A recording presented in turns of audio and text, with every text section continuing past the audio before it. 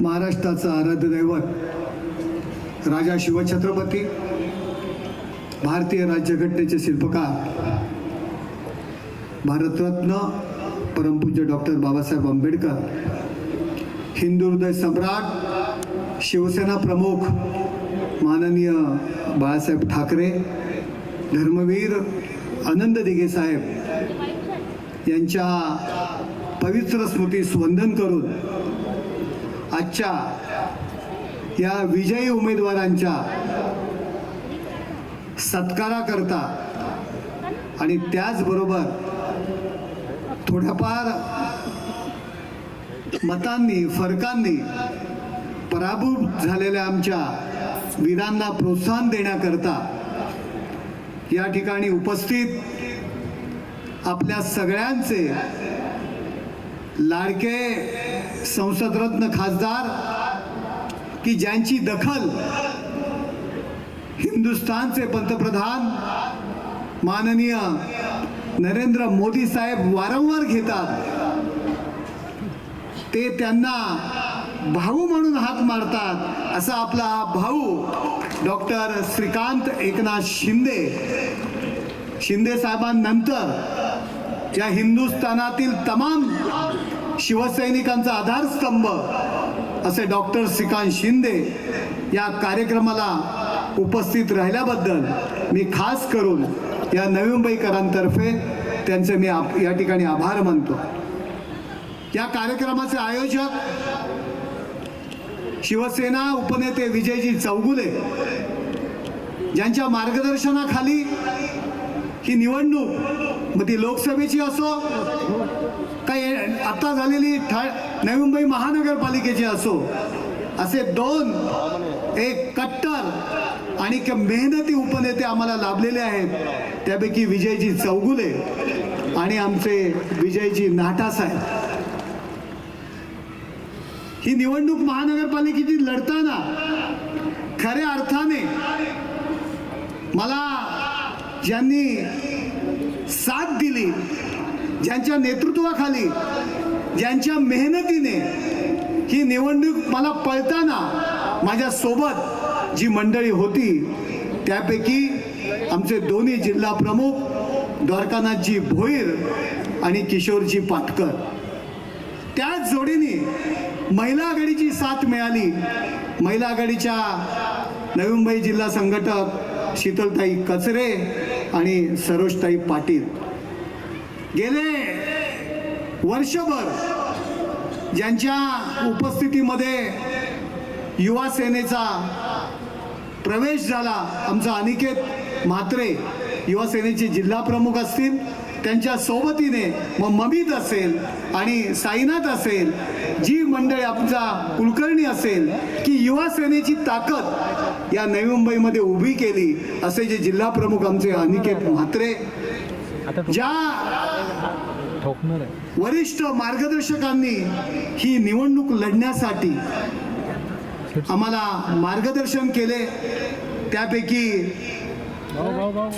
MK Madavi असतील, शिवराम पाटील असतील, सुरेश कुलकर्णी असतील, रमाकांत म्हात्रे असतील, विलास भोईर असतील, अविनाश लाड असतील, आमचे दोन्ही शहर प्रमुख विजयजी माने, मनोजजी हळदणकर आणि व्यासपीठावरती उपस्थित सर्व विजयी उमेदवार आणि त्याचबरोबर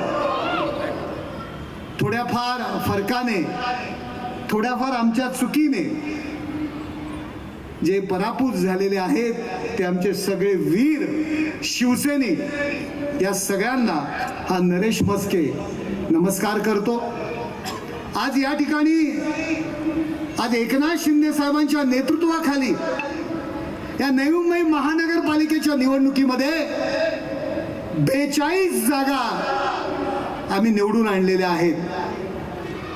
एकनाथ साहेबांचा आशीर्वाद, एकनाथ शिंदे साहेबांचं नेतृत्व आणि या शिवसैनिकांची प्रचंड मेहनत यावर या 42 जागा निवडून आणलेल्या आहेत.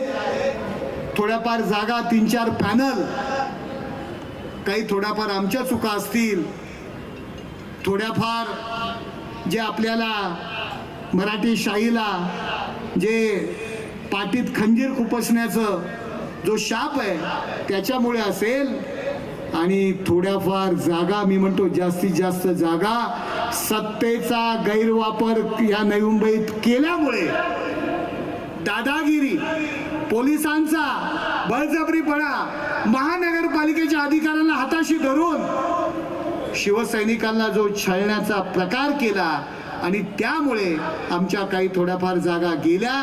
नाहीतर या नवी मुंबई महानगरपालिकेवर शिवसेनेचा भगवा झेंडा फडकलाच होता. एकनाथ शिंदे साहेबांच्या बाजूनी या नवी मुंबईकर जनतेने कौल दिलेलाच आहे, यात कुठलाही प्रश्न उरत नाही. आज या ठिकाणी खासदार साहेब, काही गोष्टी तुम्हाला सांगाव्याशा वाटतात. आम्हाला खूप छळलं या निवडणुकीमध्ये.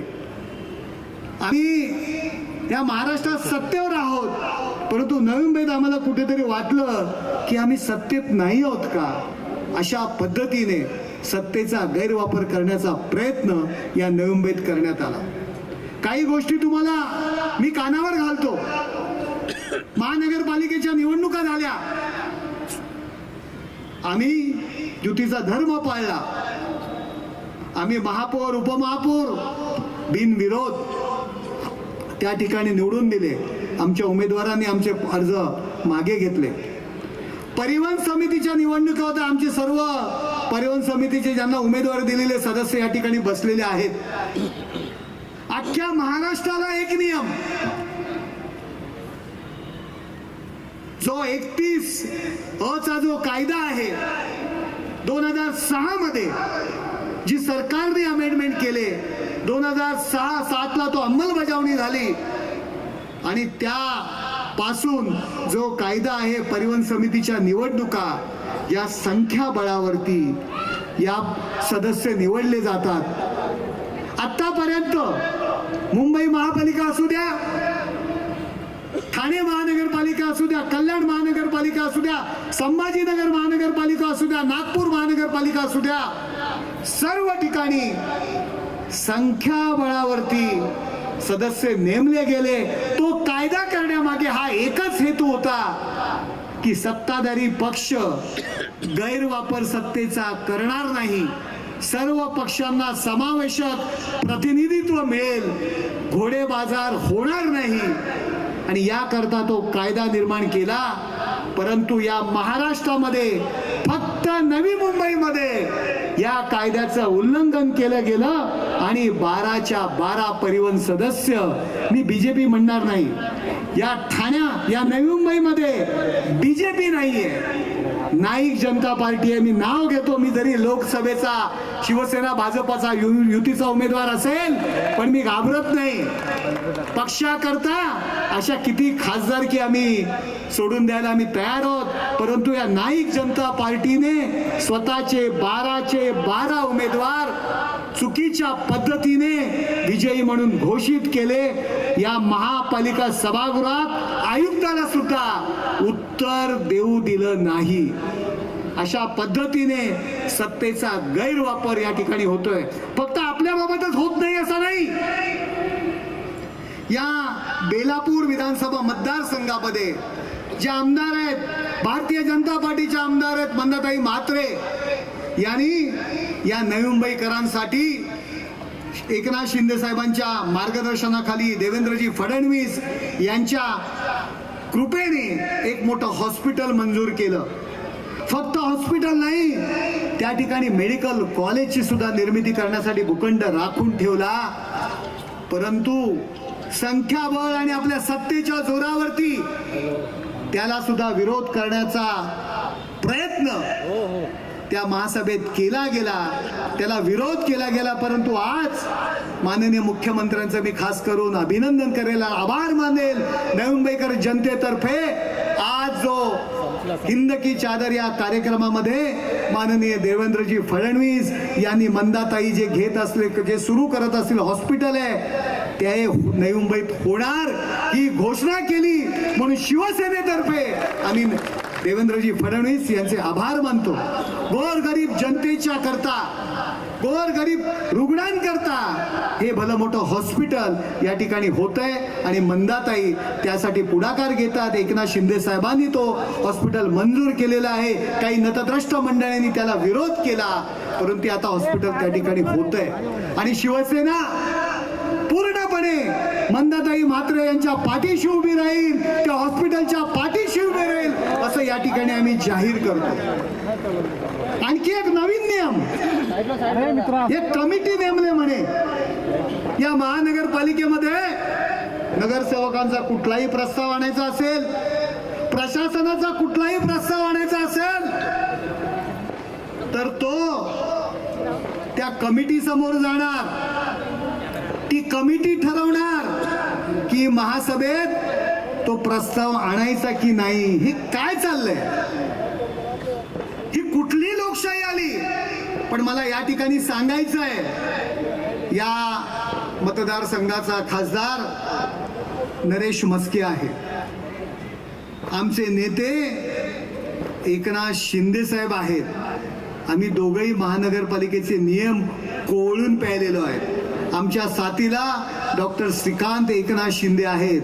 अशा पद्धतीने जोर जबरदस्ती करण्याचा प्रयत्न केला, त्या महानगरपालिकेमध्ये तुम्हाला आम्ही बसून पण देणार नाही. तुमच्या खुर्च्या आहेत ना, जो टांगा पलटी म्हणतो ना, ती खुर्ची पलटी करून टाकू. हा खासदार त्यांचं नेतृत्व या सर्व नगरसेवकांचं करेल आणि शिवसैनिकांची ताकद काय असते ना, तुम्हाला आम्ही दाखवून देऊ. तुम्ही आमच्या श्रीकांत शिंदेवरती टीका केली. 3 वेळेचे खासदार आहेत ते, कधी पराभव स्वीकारला नाही त्यांनी. तुम्ही त्यांना चॅलेंज करता.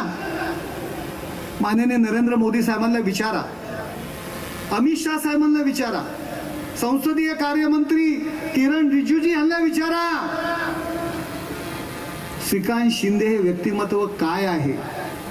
ज्याला हिंदुस्थानचे पंतप्रधान भाऊ बोलतात, त्यांचा तुम्ही टांगा पलटी करण्याची भाषा करता. अहो, तुमचा टांगा किती वेळा पलटी झाला हो? जरा सांगा तुम्ही. तुमचा पराभव किती वेळा झालाय? तुमच्या घरात पराभव ज्यांनी स्वीकारलेला आहे ती किती माणसं आहेत? आणि तुम्ही कोणाचा टांगा पलटी करण्याचा? नरेश म्हस्के सोडा हो. नरेश म्हस्के हा रस्त्यावरचा कार्यकर्ता आहे. नरेश म्हस्के, तुम्ही माझं काहीतरी उलट कराल, लोकसभेला माझं काम करणार नाही, ही भीती कधी बाळगत नाही. पक्षापुढे खासदारकीचा आम्ही असं पाणी सोडण्यासाठी तयार आहोत.